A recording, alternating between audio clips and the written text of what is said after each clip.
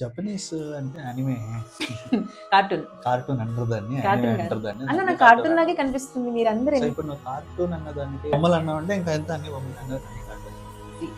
Cartoon మన దగ్గర ఏంటి టార్గెట్ ఆడియన్స్ పిల్లకాయల యానిమేకి టార్గెట్ ఆడియన్స్ అంటే పిల్లలే కాదు అందరూ చూస్తారు. యానిమే జస్ట్ ఫిలాసఫీనే కాదు, స్టోరీ బిల్డింగ్ అంతా కూడా చాలా డిఫరెంట్ ఉంటుంది.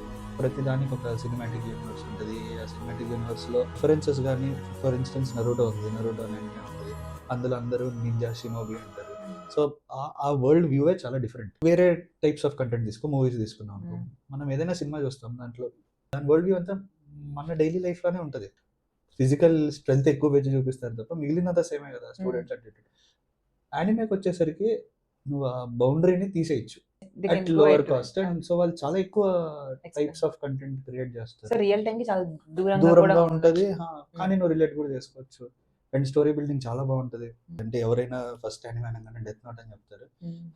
అది కొంచెం మంచి యానిమే, చిన్నది అయిపోతుంది, 30-35 ఎపిసోడ్స్ ఏమో ఉంటాయి అంతే.